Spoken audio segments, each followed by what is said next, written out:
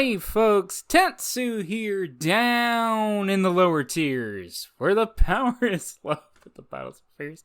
This doesn't get any less corny to say, but it's so fun to do. Gosh dang it, I'm sorry. Oh, crumbs. Okay, so, yes, the power is low and the battles are fierce. Gosh dang it. Today, however, I'm not going to be reviewing a battle. Well, not directly at any rate. This is actually going to be a sort of follow-up video to the 10th match between Gangsta Spongebob and Faltzen. So, a wee bit of context here. Near the beginning of this project, to cover all of the first 7U tournament battles, which, again, they're in round 6. I'm starting in round 1. I was approached by Gangsta Spongebob, who offered to answer any questions about their matches.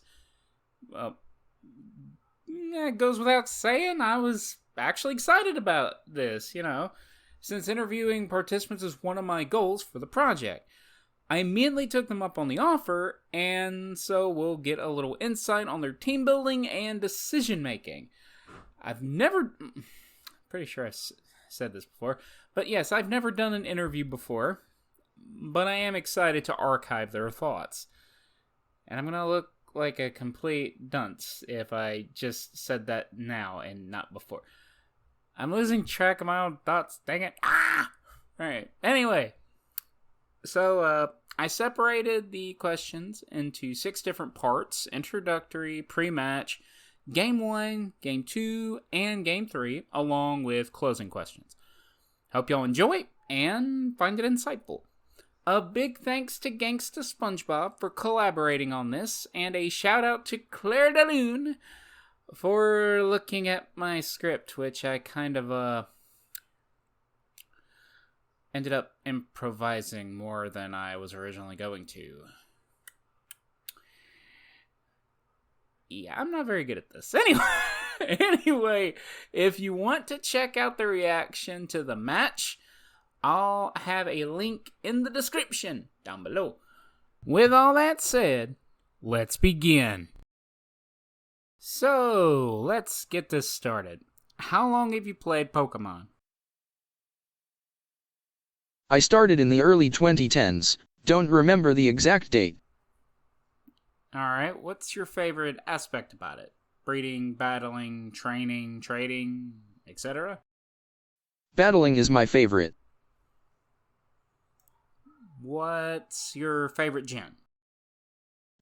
Gen 3 game-wise, I don't really have a favorite in terms of comp. Okay. What got you interested in 7U? I saw the tier and thought it looked fun. Alright, following that line of questioning, what compelled you to join the tournament? Continuing from 4, I was interested in the tier and wanted to try it out. Alright. What were your thoughts going in? I didn't think I'd go far, but I thought I'd at least have a good time. Okay, nice. Do you battle often?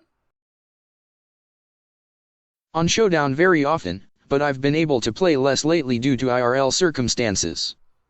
Yeah, that does tend to happen. What would you say is your best skill in battling?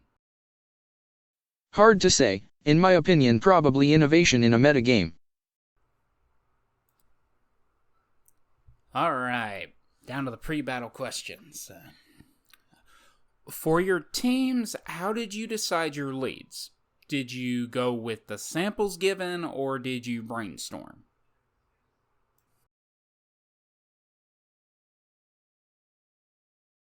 I saw how effective lead tent was from the samples and looking at the overall meta, and then just rolled with it. I find it hard to justify not using on most teams. Well, what did you think on your first team compositions? How did you decide on the mons you eventually settled with?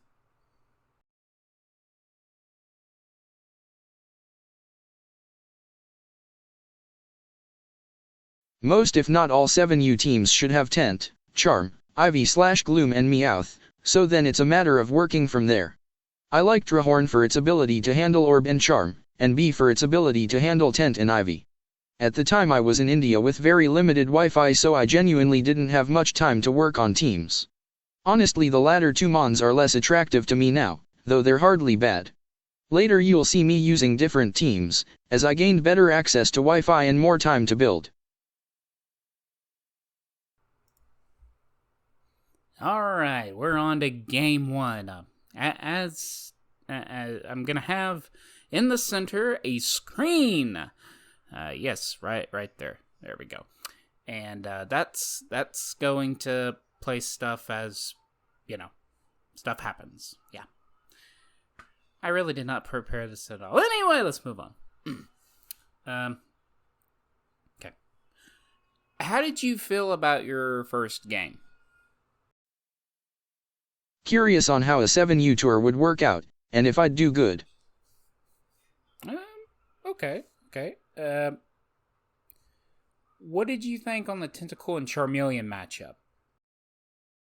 I was really happy with this Mew as it was a free pump into whatever my opponent sent in.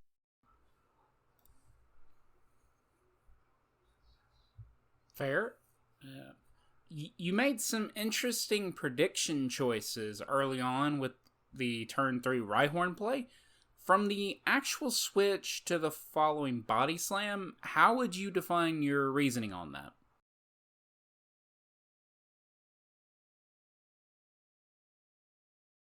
I went Ivy-Horn to try and bait a boom. Horn B slamming was to fish for a para on the inevitable opposing Ivy switch in, though in hindsight damage from EQ might have been more optimal. What did you think was going through your opponent's mind on turn 6 with their Razor Leaf on the switch? Honestly, I don't know. Perhaps they thought I was trying to have RHYE to B slam to avoid something getting paralyzed. What about their Body Slam play behind the Substitute on turn 9 while Ivysaur was in? On your decision behind your retaliating Body Slam into the sub, were you expecting a switch? If so, can you explain your reasoning? What are your thoughts on sub in the metagame?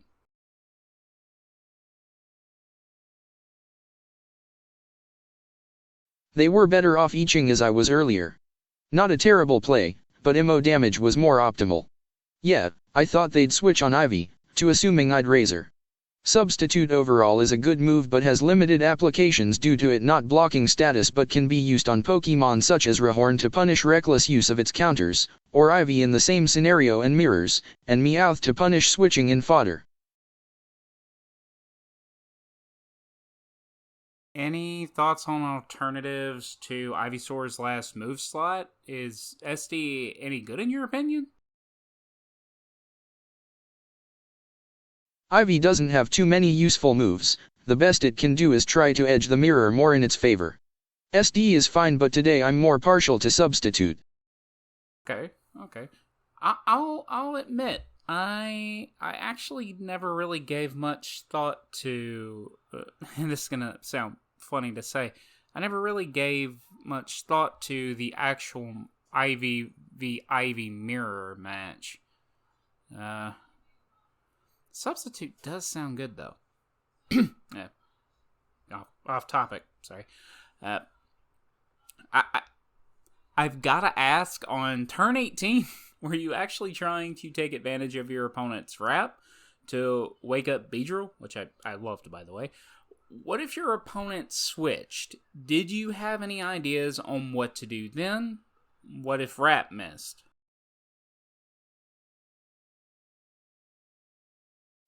Yeah, I was. I honestly didn't really care if they swapped, as it's not like I'd really get a better opportunity to try to wake B up, and its purpose of absorbing sleep was fulfilled, as their Ivy was not in the position to fire off another sleep powder against anything I had left. Okay, cool. What do you think is... No, what do you think is the best move for Charm to use when predicting a switch?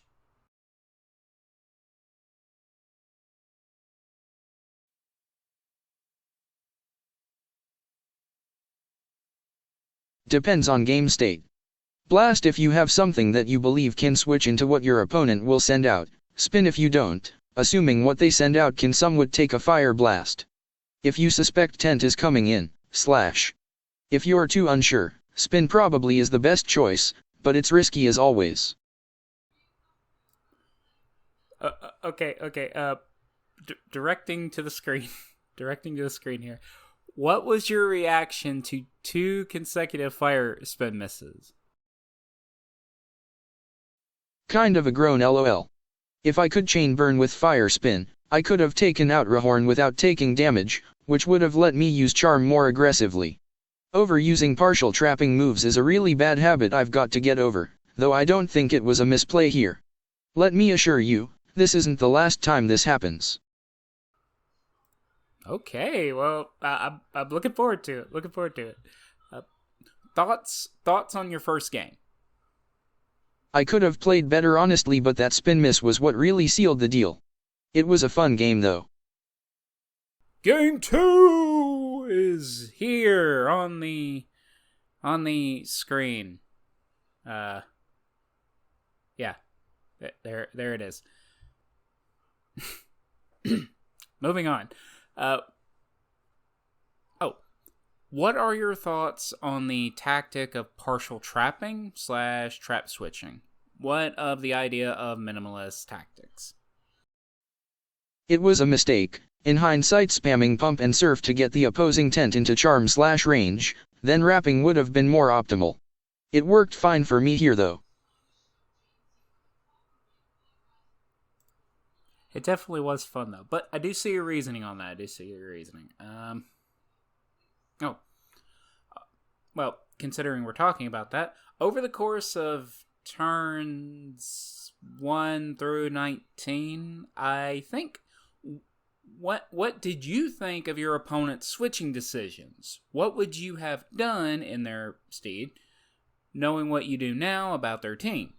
Will Tentacle be releasing an album anytime soon?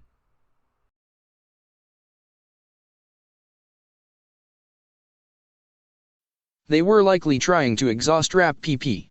As I said, using stab to weaken the opposing tent would have likely been the optimal play regardless of their team comp. Unfortunately, no. Oh, well, that's unfortunate. I was looking forward to that. Anyway, well, speaking of tentacles, turn 22, yes, you used Mega Drain on Tentacle, on your opponent's Tentacle, when it was sitting at 17% health. Did you think it was a possible OHKO? I thought it would. I could have calced there. Oh, don't worry about it. I tend to do that. To forget to do that. I mean, all the time. Heck, I even do it in the middle of videos, which probably annoys people. Regardless, your feelings at turn 24, which will be on screen. That. Positive, as Ivy was now too low to sleep anything Barrahorn or switch in on anything. It failing to kill didn't matter too much honestly. I did get too greedy with Drain afterwards, however. Okay, important question. How do you feel on Rhyhorn as a charm switch-in?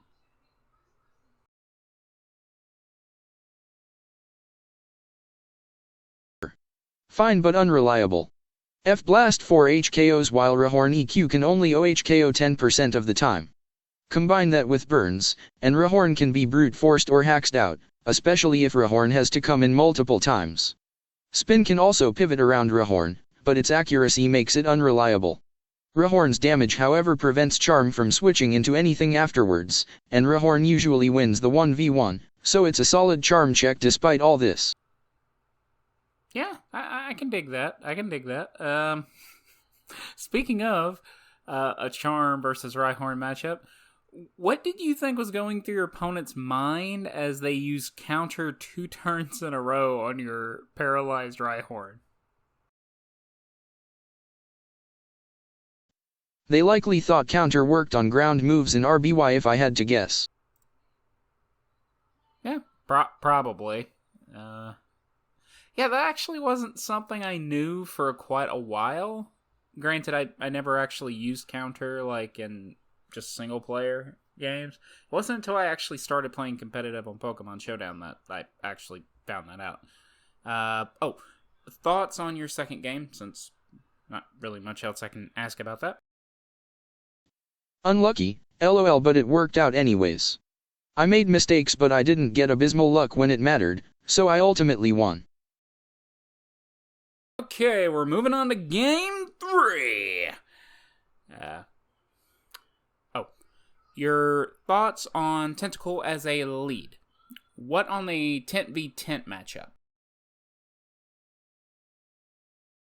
Tent is by far the best lead. It has no switch in aside from itself and wrap pivots on anything slower.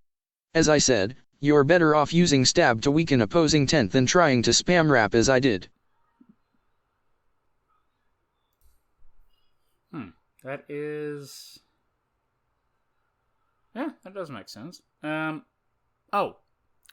Speaking of Mons, you used Beedrill pretty aggressively. What are your thoughts on it in the tier, knowing what you do now? It's fine but not excellent. Its ability to threaten and outspeed Tent and Ivy is very useful, but the fact it cannot OHKO them prevents it from reliably countering Tent or stopping an Ivy sleep. Its horrid Charm Mew, with minimal defensive utility otherwise, is what really hurts it, which is why today I prefer using other threats that can at least do something vs Charm. It's fine but mediocre. Well, I mean, that's a step up above what Beedrill is usually considered, so a win for it, if nothing else.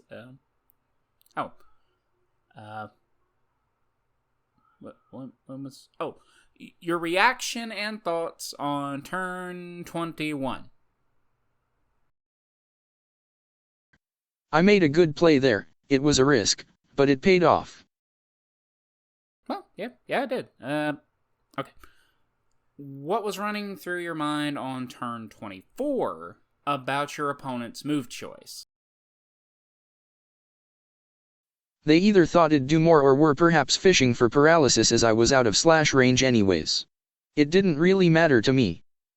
Yeah, that really kind of confused me. I actually had to calc that because I wasn't 100% sure if that was a one-hit KO or not. So yeah, I'm assuming they were going for paralysis either way.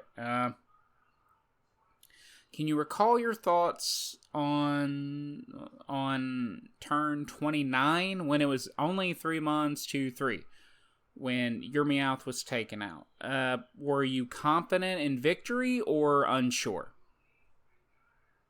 I felt my position was good, but it was either of our games due to RNG. Oh, RNG, you are a fickle mistress. Yes. So,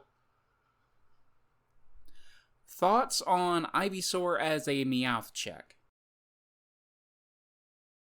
One of if not the best checks. Isn't 2 HKO ED by anything while Ivy can 2 HKO with Razor Leaf, or Sleep Meowth if it's available. Ivy needs to be in good condition to do this however, which is hard if it's your team's best Rehorn check. Yeah, pulling double duty is... Gosh dang it, toilet humor. Pulling double duty is never a great thing. Last question for the games. How did you feel on the final turn upon your opponent's Ivysaur waking up and your reaction upon you winning? I nearly pissed myself, and I felt a ton of relief when I won the speed tie. I can imagine. I can imagine. Right. Closing questions. Closing question is not very long. Your thoughts on your first match overall? Do you feel different about the teams you made, knowing what you do now about the metagame? Are there any aspects of your play you think you can improve upon? Any advice you can give to future players in 7U? I feel I was way worse at 7U here than in later games. I feel I just need to understand Muse better, and spam less partial trapping moves. My best advice to prospective 7U players is just don't waste charm, as charm is mad good. LOL. Alright, so there you have it. The first of many, I'm hoping, interviews of 7U's first tournament players. Not the best worded questions, I grant you, but I'm happy that Gangsta was so patient with me. Excited to see what they'll do next. If you'd like to meet the players yourself, why not come down to Smogon RBY Discord, 7U chat room, and strike up a conversation. There's always someone looking for a battle, and you'll find information on the tier as well. Once again, big thanks goes not only to Gangsta, but the 7U community as a whole for their encouragement. Until next time, everybody, take care and have a good week.